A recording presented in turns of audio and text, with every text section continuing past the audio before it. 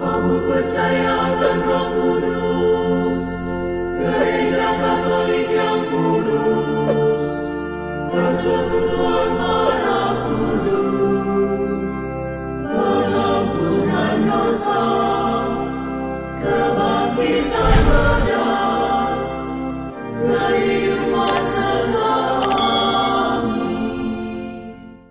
Shalom sahabat Katolik Ukren, kita sebagai umat Kristen atau pengikut Kristus dipanggil untuk mewartakan Injil kepada mereka yang belum mengenal Kristus, baik melalui kebaikan, karya, dan bahkan misi pewartaan. Tidak sedikit negara di dunia ini akhirnya bertobat dan memberi diri dibaptis serta mengikuti Kristus. Namun, di dunia ini perlu kita ketahui ada beberapa negara yang sangat berbahaya bagi misi Kristen, terlebih bagi para misionaris, dan bahkan umat Kristen itu sendiri, baik Katolik, Protestan, Ortodoks, maupun Anglikan. Berikut ini 7 negara yang paling berbahaya bagi misi Kristen yang kami rangkum dari berbagai sumber.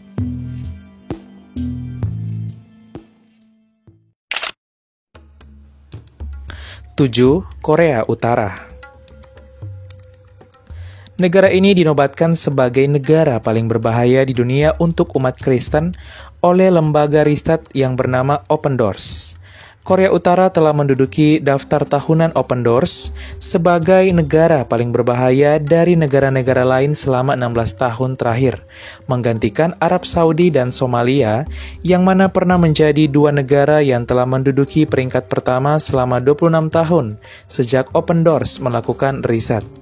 Korea Utara tetap menjadi tempat paling berbahaya di dunia bagi pemeluk agama Kristen. Umat di sana terpaksa beribadah secara sembunyi, bahkan tak sedikit juga beribadah di bawah tanah. Jika mereka ditemukan sedang beribadah, maka mereka akan dibawa ke kamp kerja paksa, ungkap Open Doors. Diketahui jumlah umat Kristen di Korea Utara mencapai sekitar 15.000 orang dan mencakup 1,7% dari penduduk Korea Utara. 6. Somalia.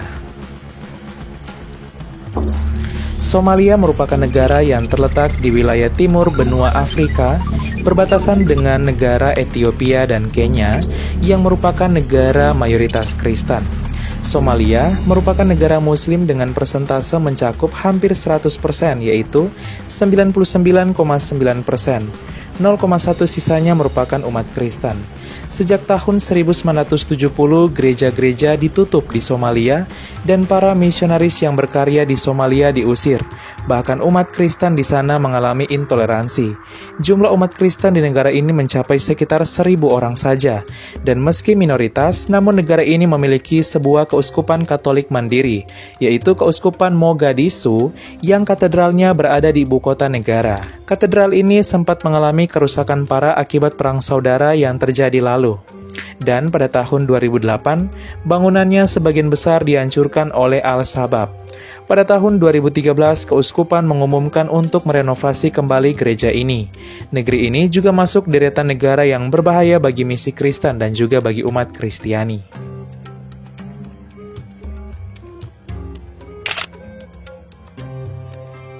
5. Yaman. Yaman merupakan negara yang terletak di sebelah selatan negara Arab Saudi. Negara ini merupakan negara muslim dengan persentase mencapai 99,5% dari penduduk. Sisanya 0,5% merupakan Kristen. Jumlah umat Kristen di negara ini hanya sekitar 3.000 orang. Misi Kristen termasuk berbahaya di negeri ini karena dilarang. Tak sedikit juga umat Kristen di negara Yaman memilih untuk beribadah di rumah masing-masing demi keamanan daripada beribadah di gereja.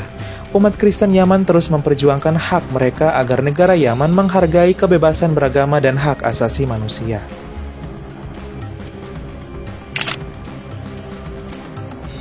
4. Afghanistan. Afghanistan berada di urutan keempat sebagai negara yang sangat berbahaya bagi misi Kristen. Persentase umat Kristen di negara ini hanya 0,3%. Dan negeri ini tidak diperbolehkan misi Kristen, bahkan tidak diperbolehkan memasang salib besar di atas gereja. Jumlah umat Kristen di negara ini mencapai 18.000 orang, dan itu pun mereka mempraktekkan imannya secara sembunyi-sembunyi karena mengalami intoleransi. Sebuah studi tahun 2015 mengatakan sekitar 20% dari umat Kristen Afghanistan merupakan penduduk asli yang beragama Muslim lalu menjadi Kristen. Sisanya merupakan mereka yang berasal dari negara lain yang datang bekerja di Afghanistan, baik sebagai kedutaan maupun militer seperti Amerika Serikat dan Italia. Mereka yang akan menjadi Kristen di negara ini memilih dibaptis di luar negeri, lalu kembali ke negerinya secara diam-diam tanpa memberitahu bahwa mereka telah menjadi pengikut Kristus. Mereka memilih bahagia bersama Kristus tanpa perlu mempublikasikannya. Di negara ini bahkan tidak terdapat gereja, hanya ada satu kapel kecil yang merupakan kapel kecil milik gereja Katolik untuk kedutaan Italia yang dibangun sejak tahun 1930.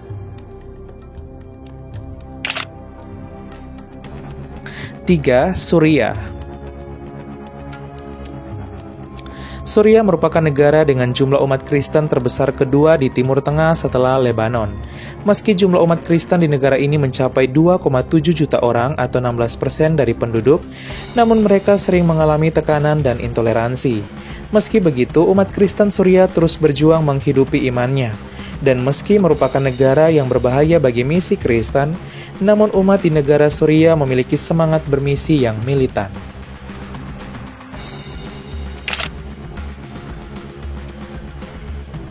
2. Irak. Irak merupakan salah satu negara Muslim terbesar di Timur Tengah dengan persentase mencakup 95,3% dari penduduk. Negara ini merupakan negara yang berbahaya bagi misi Kristen dan juga umat Kristiani. Persentase umat Kristen bahkan menurun tajam akibat beremigrasi ke luar negeri demi keamanan hidup, bahkan tidak sedikit diantaranya menjadi martir mati demi Kristus di negaranya sendiri. Umat Kristen dulu mencakup 12% dari penduduk Irak, namun di tahun 2015 hanya tersisa 1% akibat banyaknya umat yang meninggalkan Irak demi keamanan hidup. Beberapa juga diantaranya memilih bertahan dan mempertahankan iman Kristennya.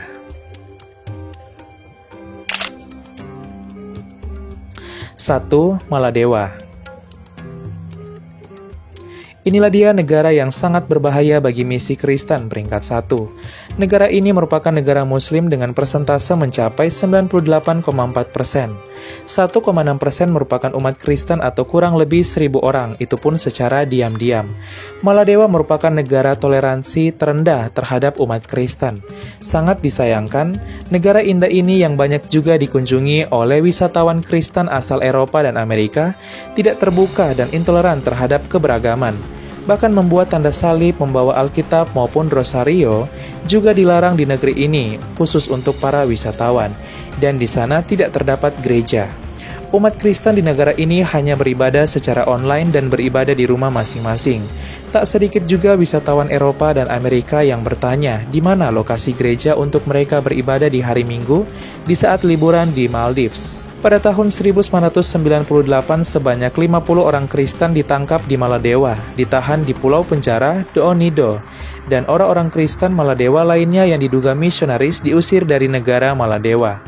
Warga Maladewa yang menjadi Kristen akan kehilangan kewarganegaraannya bahkan diusir. Pada tahun 2011, seorang guru asal India yaitu Sijo Kokato yang beragama Katolik, ia mengajar anak-anak di Maldives sudah selama 2 tahun, dipenjara karena dilapor oleh guru-guru lainnya. Kala itu ia sedang memindahkan beberapa data ke laptop sekolah dan tidak sengaja tersalin lagu Bunda Maria dan foto Bunda Maria. Ia pun dilaporkan oleh beberapa guru yang melihat hal itu, dan polisi segera menggerebek rumahnya serta menemukan sebuah Alkitab dan kalung rosario. Ia akhirnya dipenjara. Peristiwa ini menarik perhatian dunia internasional karena Maladewa, negeri indah namun sangat disayangkan masyarakatnya begitu intoleran. Pemerintah Maladewa bahkan melarang segala gerakan Kristen di negara Maladewa seperti berdoa, berlutut, dan tanda salib. Salah satu aktivis hak asasi manusia yaitu George mengatakan, jika muslim yang tinggal di negara non-muslim dapat menikmati hak-haknya dengan baik, semangat timbal balik juga harus diterapkan kepada umat Kristen di negara-negara muslim seperti Maladewa dan Arab Saudi. Adapun, Arab Saudi kini telah menjadi negara yang toleransi dan terbuka di mana sekitar 7% dari penduduknya merupakan umat Katolik, sebagian besar pekerja asal Filipina, India, dan Sri Lanka, dan juga yang lainnya merupakan penduduk asli. Dan dalam waktu dekat ini menyusul negara Uni Emirat Arab yang sangat toleran, pemerintah Arab Saudi akan berencana membangun sebuah gereja pertama di Arab Saudi khusus untuk para pekerja Kristen di sana yang mencapai sekitar 1,5 juta orang. Ya, sahabat Katoliku keren, itulah dia 7 negara yang paling berbahaya bagi misi Kristen, bahkan berbahaya bagi umat Kristen.